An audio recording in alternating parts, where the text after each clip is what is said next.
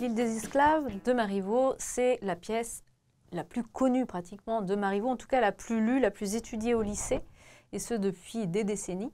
Je vais vous en proposer les principaux éléments pour que vous puissiez la réviser correctement et la comprendre. Alors, cette Île des esclaves, c'est une pièce qui est écrite et mise en scène en 1725. On est bien au XVIIIe siècle, puisque toutes les dates qui commencent par 1700 sont des dates du XVIIIe siècle. C'est un siècle assez mouvementé en termes politiques, puisque Louis XIV vient juste de mourir, ça fait 10 ans qu'il est mort là, en 1725, puisqu'il est mort en 1715. On est sous le règne de Louis XV, puis ensuite on va avoir Louis XVI, et on va ensuite entrer en période révolutionnaire à partir de 1789. On va d'ailleurs en reparler à propos de cette pièce. C'est une pièce qui se rattache au genre théâtral de la comédie traditionnelle. Alors Marivaux, il navigue entre deux types de genres théâtraux. La comédie dite sensible, si vous voulez en savoir plus, je vous renvoie vers la vidéo sur les fausses confidences. Et puis la comédie plus traditionnelle, où on va avoir beaucoup de jeux de mots, des quiproquos, c'est-à-dire on prend quelqu'un pour quelqu'un d'autre, des situations absurdes, parfois des gags même visuels avec des coups de pied ou des chutes, là qui se rattachent plutôt au théâtre d'improvisation de rue qui existait de manière très forte à l'époque.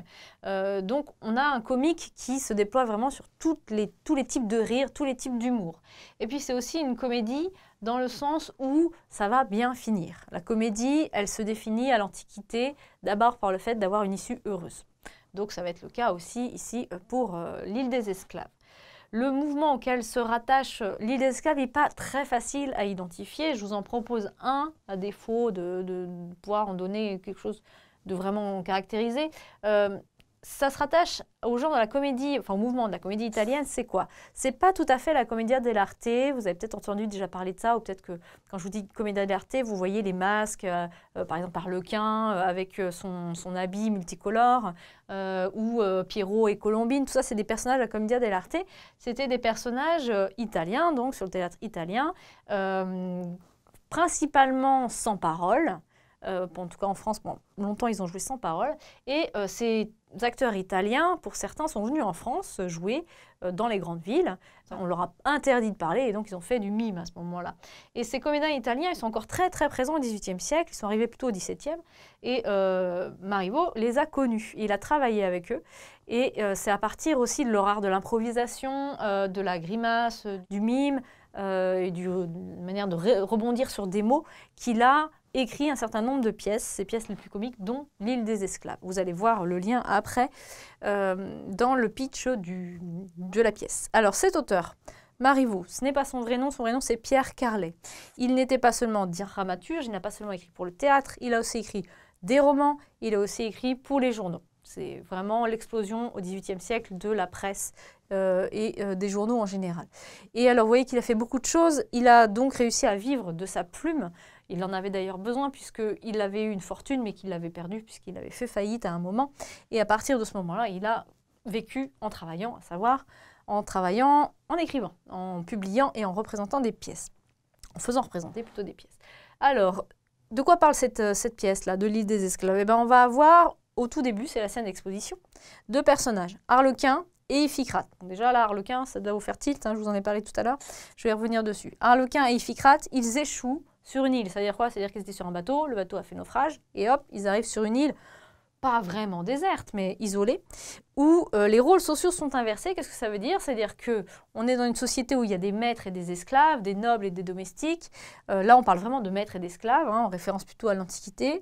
Et c'est l'inverse sur cette île. Celui qui était le maître dans la vie normale devient l'esclave, et celui qui était l'esclave dans la vie normale devient le maître. Donc c'est une île où tout est à l'inverse, tout est changé.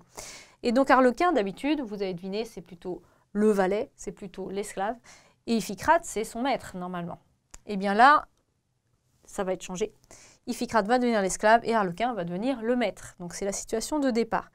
Ça, c'est le premier moment important de la pièce, d'ailleurs, ça commence comme ça. Et puis, on va avoir beaucoup de péripéties, ils vont rencontrer les autres maîtres et les autres esclaves, ils vont parler, il va y avoir aussi des alter ego féminins. Et à un moment, Arlequin va renoncer au rôle de maître, c'est un peu surprenant quand même, parce qu'on pourrait... Au début, il est très content de devenir le maître, parce que Harlequin se fait quand même battre de temps en temps par Iphicrate quand il n'obéit pas assez vite. Hein. Ça, c'est le ressort des comédies italiennes traditionnelles.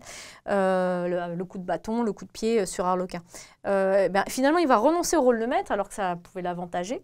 Pourquoi? Parce qu'il dit, mais en fait, ça ne m'intéresse pas, je me sens pas à ma place, je me sens pas à l'aise, je me sens peut-être pas à la hauteur d'ailleurs, et donc du coup je préfère renoncer à cette place et admettre qu'Iphicrate en fait avait la position qu'il lui fallait, position de maître, et que moi j'avais la position qu'il me fallait, la position d'esclave. Bon, ça pose beaucoup de problèmes politiques, hein, tout ce passage-là de cette pièce de théâtre. Vous pourrez en débattre avec vos professeurs. Mais en tout cas, c'est comme ça que Marivaux conduit sa pièce. Et c'est un des moments clés de cette pièce.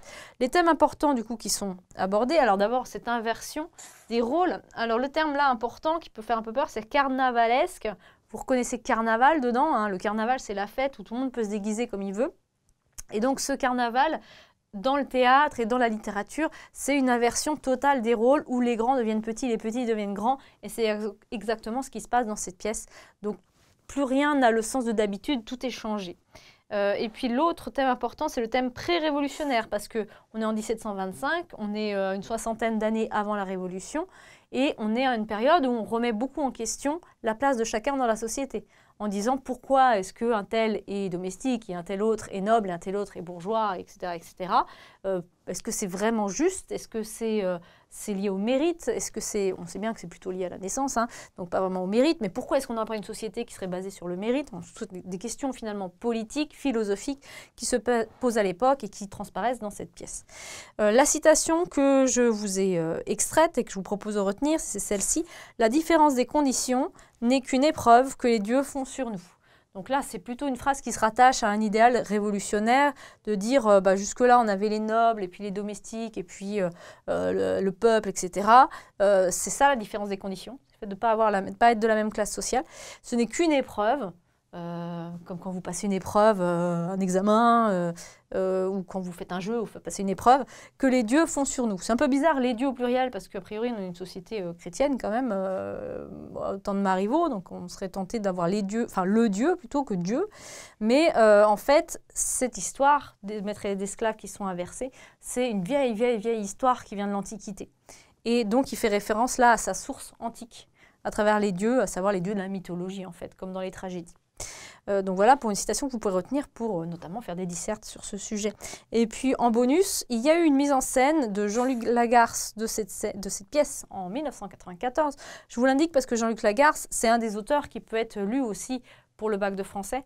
Et donc c'est intéressant de faire le pont entre les deux, de voir comment un auteur très contemporain, qui a lui-même écrit du théâtre, a pu s'inspirer d'une pièce très classique qui est L'île des esclaves, pour en proposer sa lecture à lui au temps contemporain, donc en 1994.